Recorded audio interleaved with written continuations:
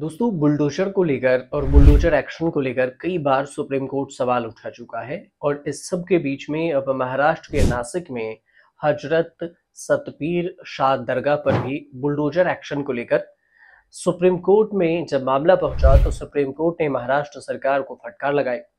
महाराष्ट्र में राजनीति गर्म है तो दूसरी ओर ये मामला जब सुप्रीम कोर्ट पहुंचा तो सुप्रीम कोर्ट ने बम्बई हाई कोर्ट से रिपोर्ट मांग ली। सुप्रीम कोर्ट ने बम्बई हाई कोर्ट से पूछा कि उसने नासिक नगर निगम अधिकारियों द्वारा डिमोलिशन के नोटिस मिलने के बाद जो याचिका है उसको सुनवाई के लिस्ट करने में क्यों देरी की। अब सुप्रीम कोर्ट ने बम्बई हाई कोर्ट के रजिस्ट्रार जनरल से रिपोर्ट भी मांग ली है। नासिक की जो काठे गली में स्थित दरगाह है उसको नगर निगम ने 1 अप्रैल को नोटिस दी थी। इसमें अवैध निर्माण को हटाने के लिए 15 दिन का समय दिया गया था और निगम ने 15 अप्रैल के रात जब कार्रवाई की तो फिर पथराव हो गया। इसमें 21 पुलिसकर्मी घायल हुए थे। इसके बाद 16 अप्रैल के सुबह निगम ने दरगाह को ध्वस्त कर दिया था, मतलब बुलडोजर चला दिया था। अब सुप्रीम कोर्ट कैसे पहुंचा ये मामला, ये भी समझ लीजिए। नासिक में हजरत सतपीर दरगाह ध्वस्त हो चुकी है, लेकिन इसे गिराने के खिलाफ याचिका को हाई कोर्ट में देरी से लिस्ट किए जाने को लेकर विवाद खड़ा हो गया। अब निगम के नोटिस के खिलाफ बम्बई हाई कोर्ट गए दरगाह का संचालन करने वाली जो ट्रस्ट है उसके वकील का कहना हुआ कि वह 8 अप्रैल से याचिका की लिस्टिंग का इंतजार कर रहे थे, लेकिन कोर्ट ने तब से मामले को लिस्टेड ही करने से इनकार कर दिया। अब जो खबर छप रही है उसमें टीओआई है, जो अखबार है वो खबर ये छाप रही है कि सुप्रीम कोर्ट ने नासिक नगर निगम जो एनएमसी है उसके द्वारा 1 अप्रैल को दरगाह को ध्वस्त करने के नोटिस पर रोक लगाने का आदेश दिया था। लेकिन अदालत की जो सुनवाई हुई उससे कुछ घंटे पहले एक नागरिक दस्ते ने भीड़ द्वारा हिंसा के बीच में संरचना को ध्वस्त कर दिया, मतलब मस्जिद पर दरगाह पर बुलडोजर चला दी गई। अब न्यायमूर्ति पीएस नरसिम्हा और न्यायमूर्ति जय माल्या बागची के सुप्रीम कोर्ट के बेंच में से सुनवाई हुई। इसके सामने ट्रस्ट के वकील ने दलील रखी सुप्रीम कोर्ट में और चिंता व्यक्त की।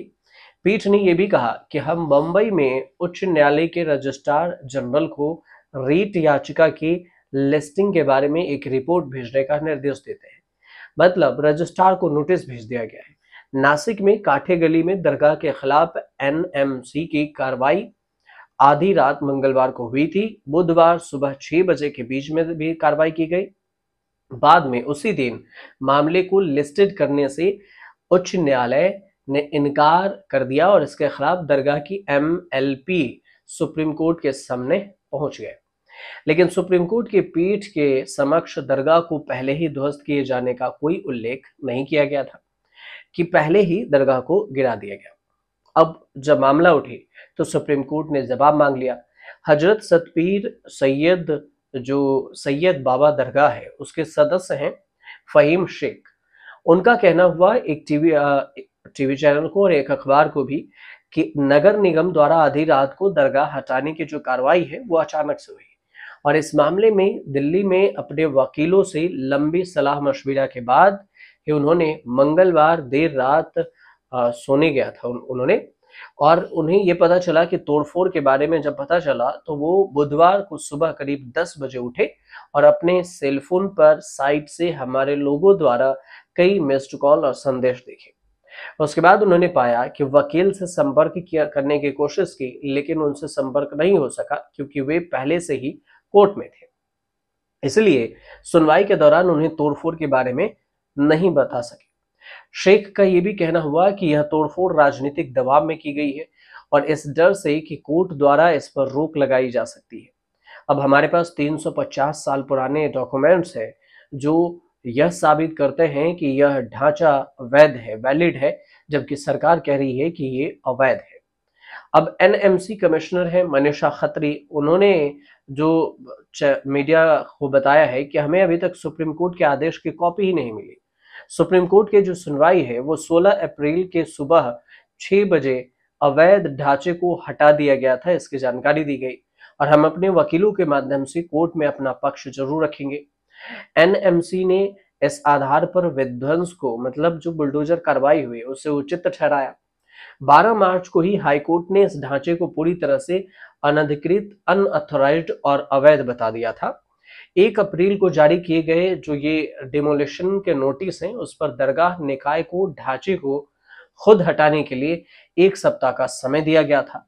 और अब इस मामले की जो अगली सुनवाई है वो होनी है 21 अप्रैल को सुप्रीम कोर्ट।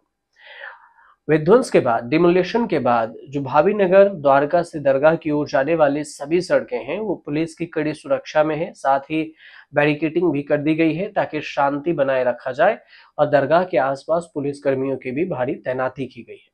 अब सुप्रीम कोर्ट जो फाइनल फैसले सुनाएगी उसमें क्या कुछ कहती है, कितना दो एनएमसी हाई कोर्ट से हिसाब मांगा है, सरकार से क्या कुछ जवाब मांगती है, वो सब कुछ होगा 21 अप्रैल को। अब इस पर क्या कुछ होगा वो हम आपको जरूर बताएंगे। फिलहाल आप हमारे साथ जुड़िए, हम चैनल को सब्सक्राइब कीजिए, शेयर कीजिए, कमेंट कीजिए।